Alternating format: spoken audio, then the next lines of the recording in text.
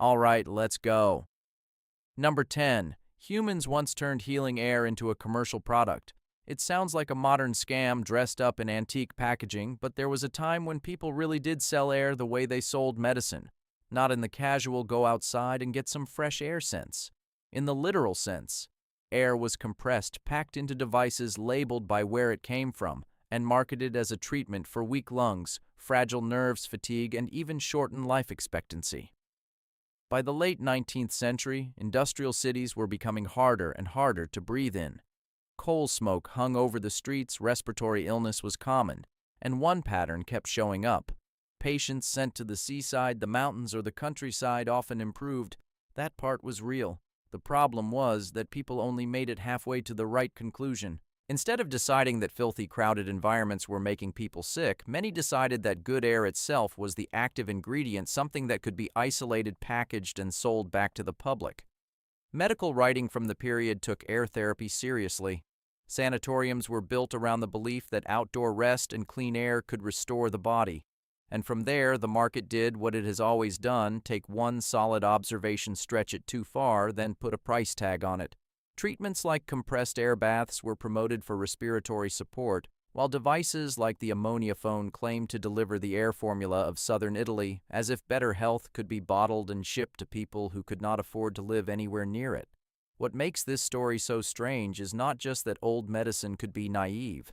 It is that the logic still feels familiar. People could tell that clean air mattered. They just did not fully understand why, so instead of fixing the city, they tried to bottle the escape route. The surviving ads, devices, and records show this was not some fringe joke. It was a moment when science stopped halfway and commerce decided to keep going. Number 9. In 536, the sun seemed to dim across much of the world. Imagine stepping outside in the middle of the day and feeling like someone pulled a thin curtain across the sky. Not an eclipse, not a storm. The sun was still there, but it looked weaker, colder, as if the whole planet had been turned down a notch with no warning. For people living in the 6th century, this was not the kind of strange event you notice and move on from. It came with failing harvests, unusually cold weather, and the unmistakable sense that something enormous had gone wrong overhead. What makes this even stranger is that the story does not survive on rumor alone. Contemporary records describe the sun giving off a dim, ghostly light with little warmth, and many regions then slipped into years of persistent cold. People at the time saw the sky change first, but had no way of knowing what had actually been thrown into the upper atmosphere. Much later, researchers began reading the evidence locked inside Greenland ice cores, tree rings, and paleoclimate models.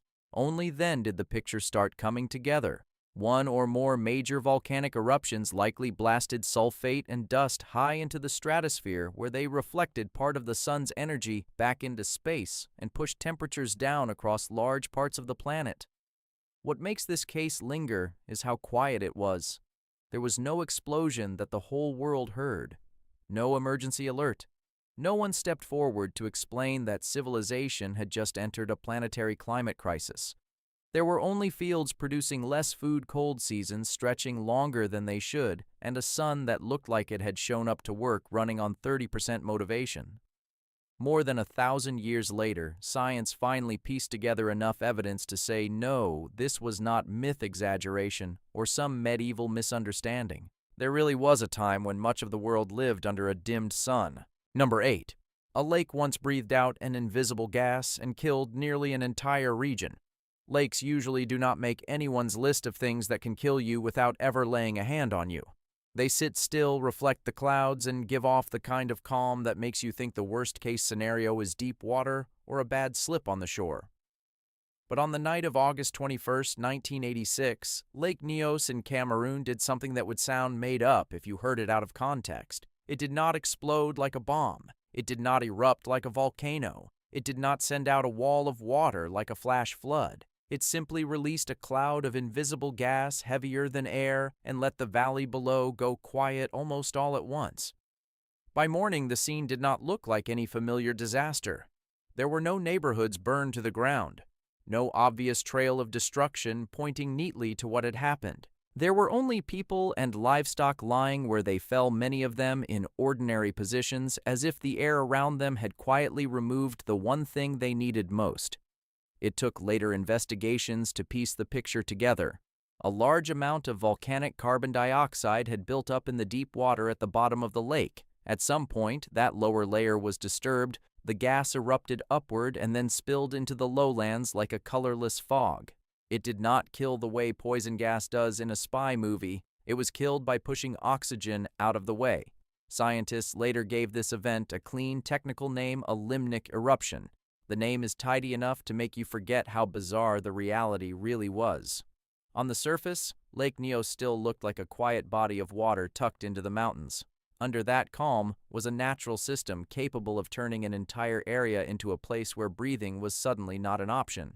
Only after the disaster did researchers install degassing pipes to slowly vent the carbon dioxide, which is a very scientific way of saying they had to teach a lake how to breathe more carefully. Number 7.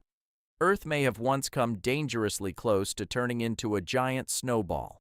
These days we are used to worrying about the planet heating up, but far back in the past, Earth seems to have tested the exact opposite extreme.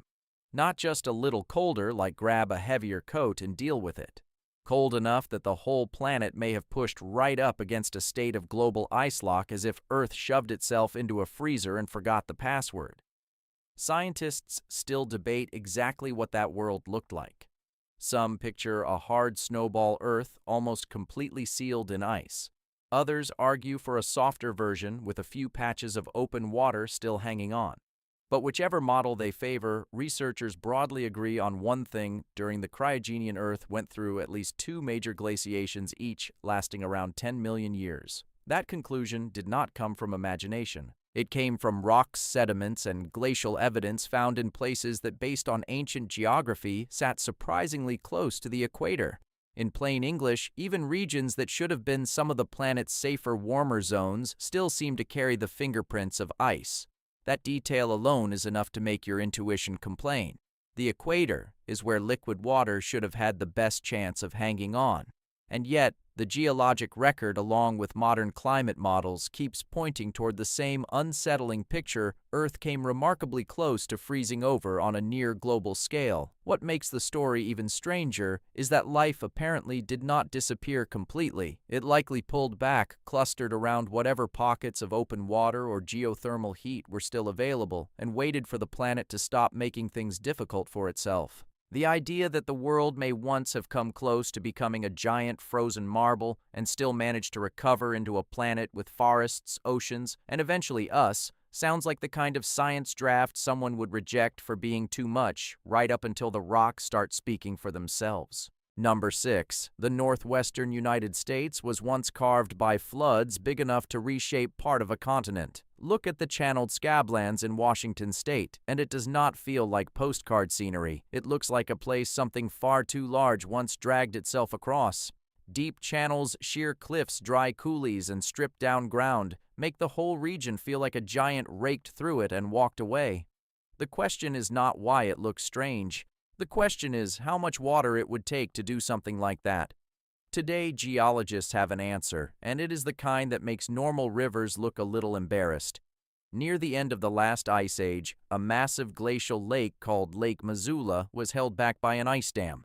Then the dam failed, not once, but many times. Each time it did, an enormous wall of water tore across the Pacific Northwest, dragging boulders, sediment, and anything else in its path, stripping the surface, clean gouging into the land, and rewriting the shape of an entire region.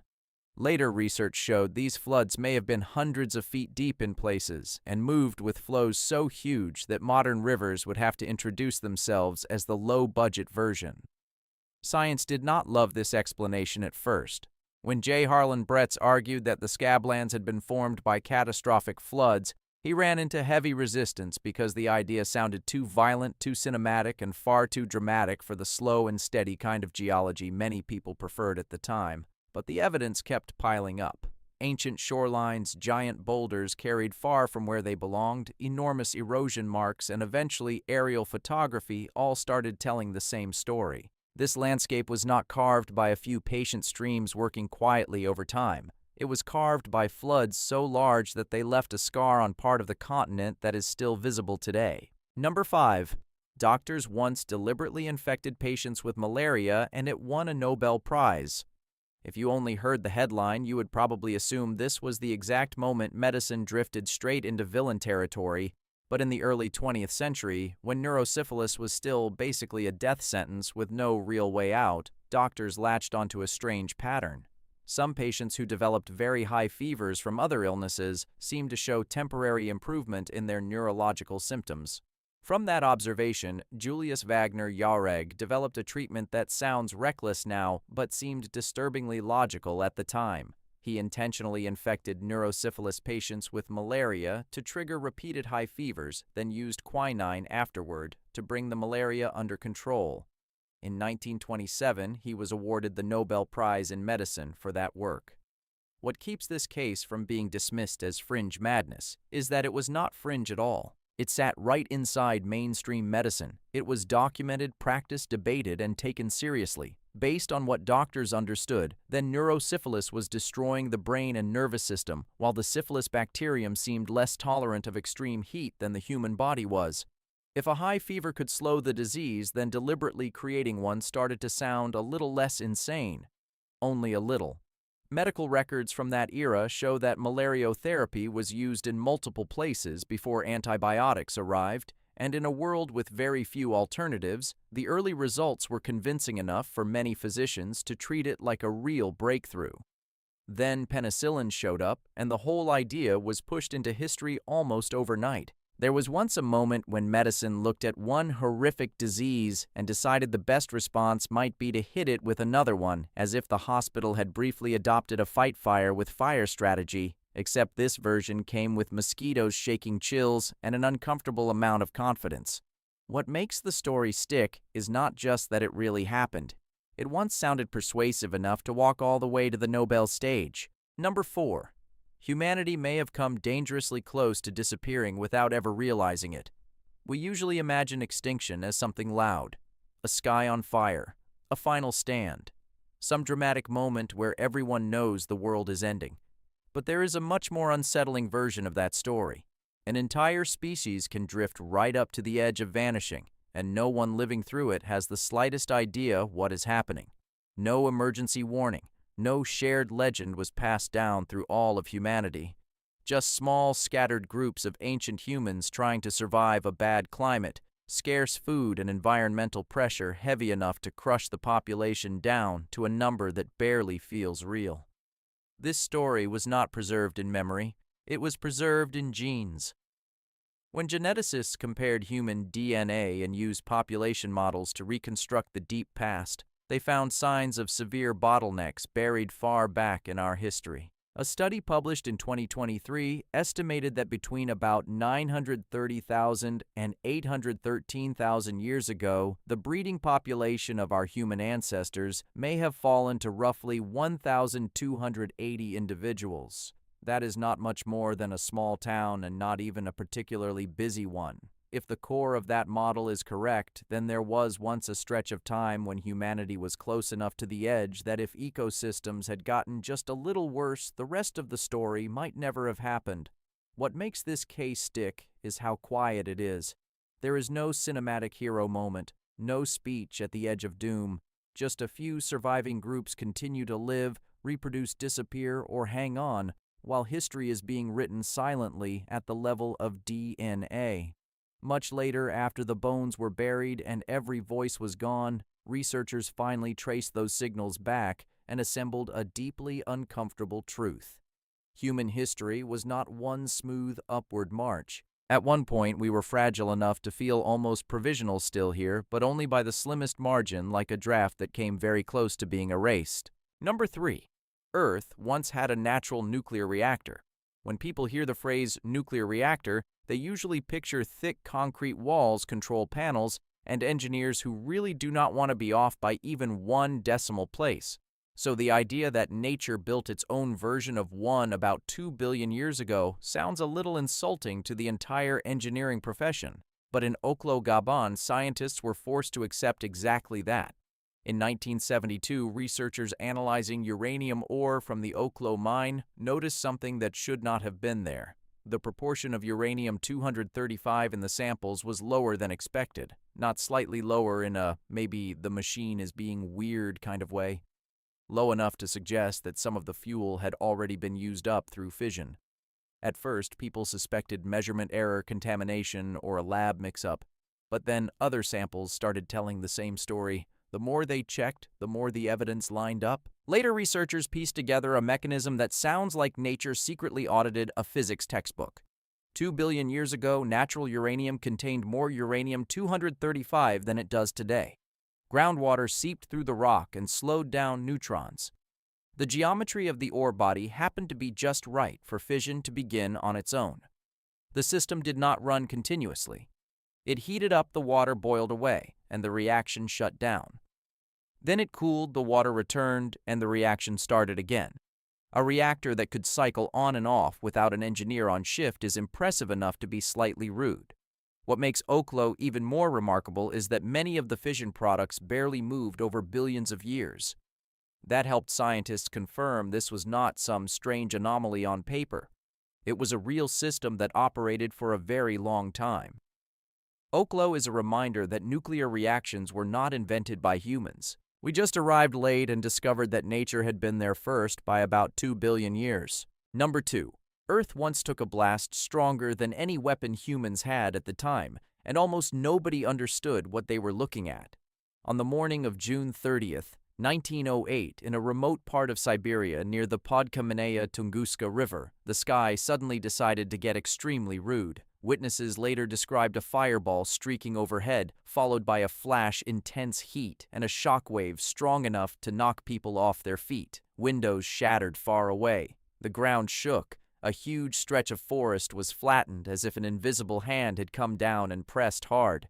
What makes the event so hard to process is that it failed to leave behind the one thing human intuition wanted most, a giant impact crater. There was no neat cinematic hole in the ground for everyone to point at and say, there it is, that is the culprit. Instead, there were about 770 square miles of forest, knocked down tree trunks lying in a radial pattern, seismic signals, pressure waves traveling long distances, and witness accounts that sound like the opening scene of an apocalypse story. Because there was no crater, it took decades for scientists to piece together what had actually happened. Later, field studies, airburst models, and modern analyses led researchers to the most likely explanation: a small celestial object, probably an asteroid or comet fragment, entered Earth's atmosphere and exploded in the air before it ever reached the ground. In other words, Earth got hit by a massive airburst before the age of nuclear weapons, while most of humanity still had no language for that kind of power. Current estimates put the explosion in the range of many megatons of TNT.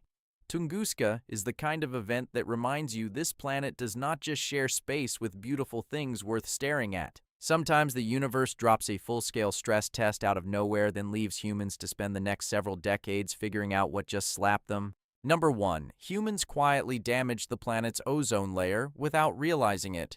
This story does not begin with an explosion or a burning horizon. It starts with chemicals that seem almost too well behaved. CFCs were once treated like a gift from modern industry, stable, non-flammable, useful, and perfect for refrigerators, air conditioners, and aerosol sprays. If chemicals had a marketing department, CFCs would have been Employee of the Month. And that polite, dependable image was exactly the problem. For a long time, everything looked fine. No birds dropping out of the sky, no rivers turning strange colors, no city wakes up to find a hole punched through the atmosphere overnight. CFCs did exactly what people wanted them to do. They were stable, practical, and easy to use. The trouble was that they were a little too stable. They did not break down and disappear. Instead, they slowly drifted upward into the stratosphere, where ultraviolet radiation cracked them apart and released chlorine.